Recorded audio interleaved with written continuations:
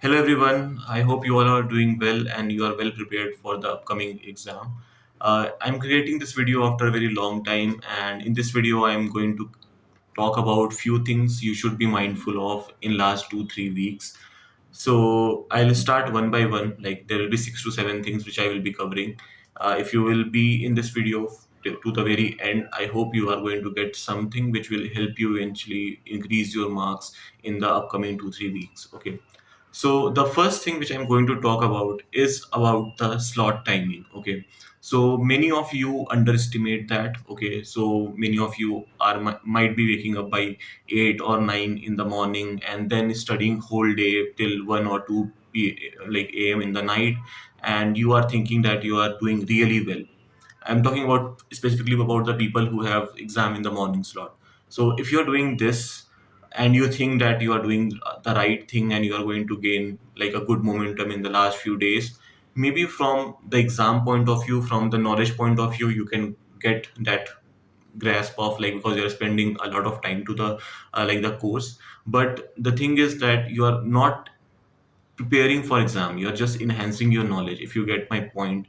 So like if your exam is at 9:30 and you have your admit card, you have to travel for 1 hour to your exam center and all those things, you might be waking up at 7 or 6:30 in the morning on the exam day. So you should be following the same schedule for last 1 month, or like in the last 1 month before the exam, or last 15 days before the exam, so that your body is well adapt with the time basically. So anytime you wake up, your body or your mind take 2 3 hours to basically start or to gain its maximum capacity.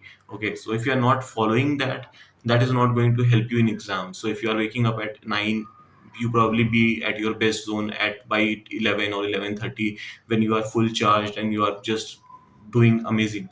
But on the exam day, if you're going to wake up at 6 or 7, maybe at 9:30 you will not be at your maximum level. So make sure you are following the same thing, like for the next upcoming 2 to 3 weeks, so that you are doing really well in your exam. Okay. The next thing is which I'm going to talk about is basically the scientific calculator. So many of us thinks that like it is going to be on my screen, I'll just type the numbers, do plus minus multiply divide, and that's it. Okay, so when I gave the gate exam in my third year, that's the same mindset which I had at that time. And trust me, like if you are going to give this exam for the first time, you will feel after the exam that many a times what happens that the numbers are very big, right? It's like 3 4 5 digit number, and you do multiply divide and a lot of things. And if you're not well versed with the calculator use, you might miss one sign or one number here and there. And basically because you're not like you haven't practiced that scientific calculator a lot of time, it will take extra minutes of yours, right? So if you summarize like how much time you have given to the just the calculator, you will find that maybe in that time, like if you have practiced that use of the calculator, maybe in the same time frame you would be able to do two extra questions, or you can get 1 or 2 extra marks, and that changes your rank range, like when the results came. Okay, so make sure that whatever test you are going to give, or if you're not giving any test also, like just spend 15 20 30 minutes on just calculator, do some random maths question or something on those calculators, and you will be good with that. Okay, the next thing I'm going to talk about is test. Okay, so test is something like many of like if you're following some teacher or someone, maybe they will say that in last 1 week or last 2 week don't give any test. Okay, so if you want to give test or not want to give test, it's totally your decision. But I'm more here to talk about like if you're giving any test, how to like analyze it, or how to like gain something from that test, right?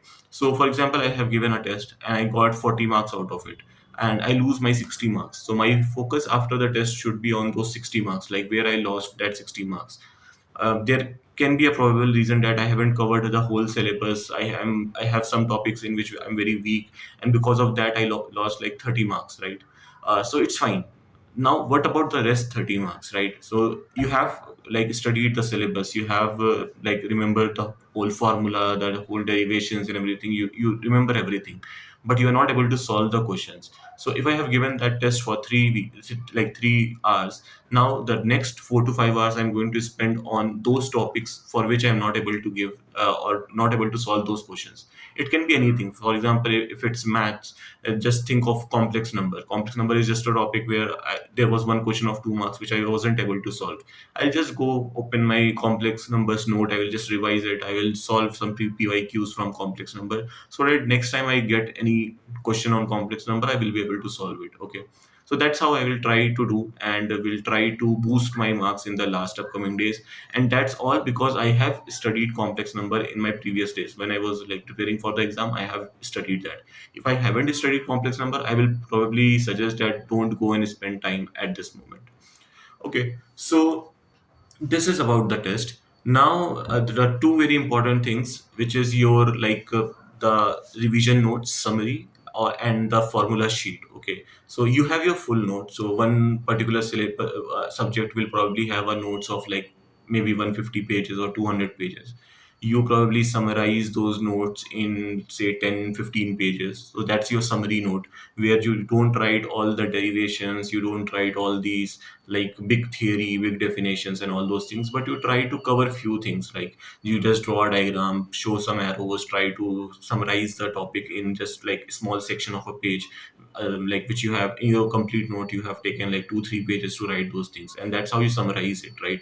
So if you have created a summary note sort of, you can probably go and revise that on daily basis. And maybe like if you have 12, 13 subjects, maybe revise 3 subjects or 4 subjects in a day. That doesn't take a lot of time. It's just 15, 20 pages, so it will just take like maybe 20 minutes or 30 minutes to just revise the subject. So that will be really helpful.